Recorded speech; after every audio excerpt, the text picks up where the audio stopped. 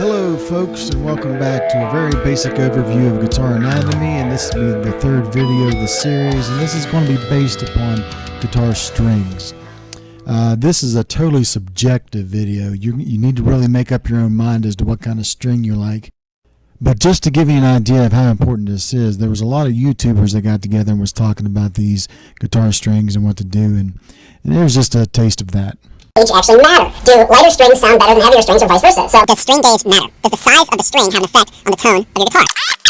The first string type is nickel-plated steel, just like these turnable slinkies. Next, coated strings. These are basically normal nickel-plated steel strings, but with a protective coating. Pros, this will expand.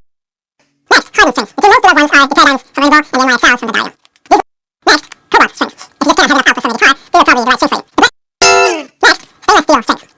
String types.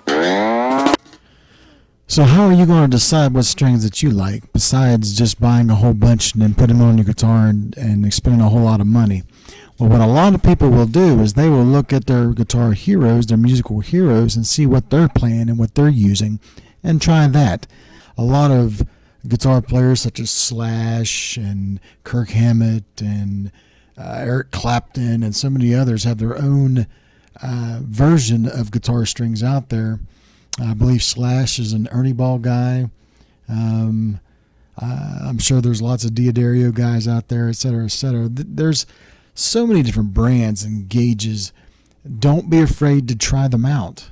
I personally usually go with what is on sale at the music store, and sometimes I might get an online deal like a Musician's Friends Deal of the Day.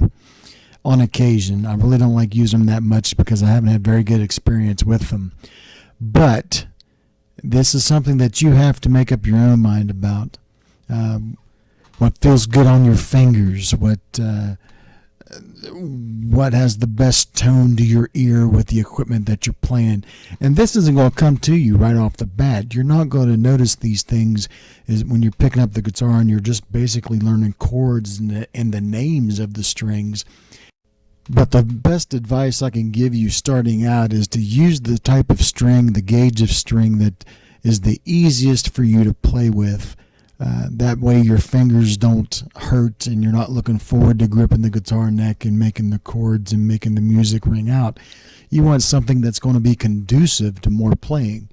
So usually, not always, but usually, a light gauge or an extra light gauge would be preferable for someone who's starting out.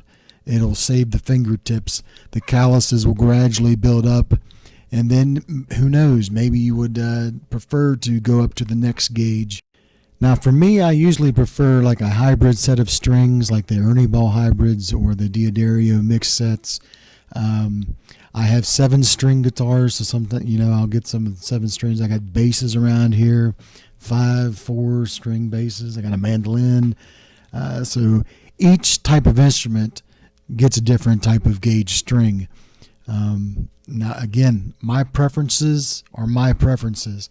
I like something that will give me a heavier sound because the music that I'm normally playing is pretty heavy, but that doesn't necessarily mean that what I'm doing is going to be good for you. Well, thanks for letting me bend your ear about guitar strings. I really had a good time researching this for years and years and years. I'd hate to see how much money I've actually spent on those things, but take your time. There's no rush. Enjoy.